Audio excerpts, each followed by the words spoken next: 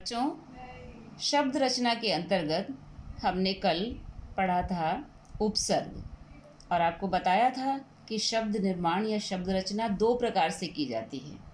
एक तो है उपसर्ग जो मूल शब्द के आगे लगता है, वो कल समझा दिया। ऑनलाइन टीचिंग में भी पढ़ा दिया, समझा दिया है। एक्सरसाइज दी है, वो भी समझाया है, आपने कर लिया होगा, अच्छे से समझ में आ भी गया होगा। नहीं आया होगा तो क्वेश्चन नोट करके रखना और टीचिंग के दौरान, क्लास के दौरान पूछना और मैं फिर से उसको समझा दूंगी। आज जो मैं समझाने या बताने जा रही हूँ आपको, वो क्या है? प्रत्यय।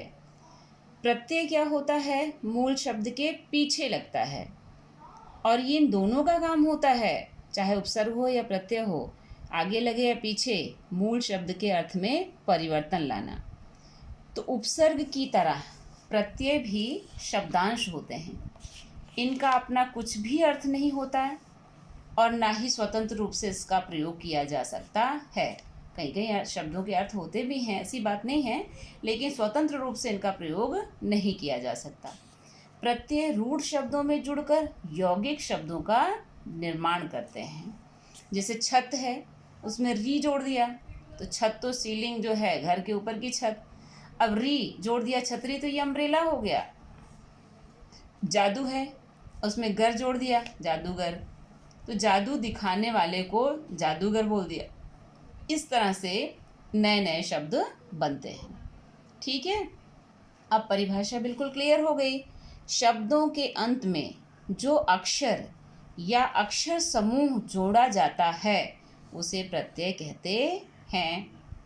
प्रत्यय के भेद, प्रत्यय के दो प्रकार होते हैं, दो भेद होते हैं। एक तो होता है कृत प्रत्यय और दूसरा होता है तद्धित प्रत्यय।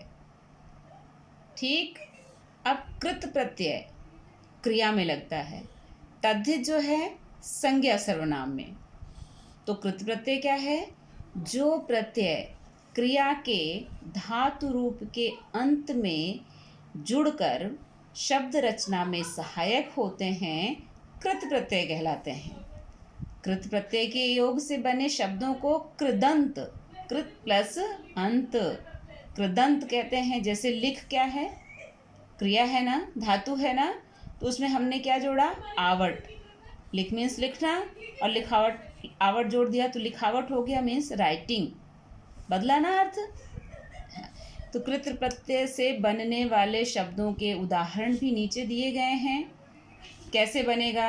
अब कर्तृवाचक में है, एरा है, उसमें जोड़ा लूट में एरा जोड़ा, लुटेरा, सपेरा। इया है घटिया, बढ़िया। अय्या है तो गवैया, पढ़ैया। आक तैराक, आका लड़ाका, उड़ाका। ऐसे ही कर्मवाचक है, औना बिछौना, खिलौना। ना है तो गाना, ओढ़ना। इस तरह से किताब में है, जब आप बुक उठाकर देखोगे तो और अच्छे से क्लियर होगा। कर्णवाचक अन, बेलन, झाड़न, ढक्कन।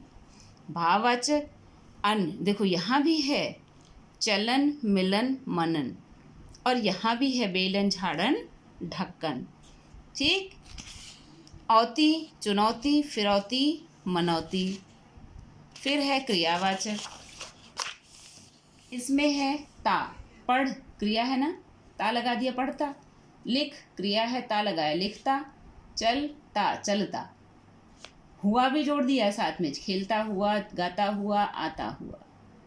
ये तो कृत प्रत्यय के अंतर्गत आया। अब उसके बाद है तद्धित।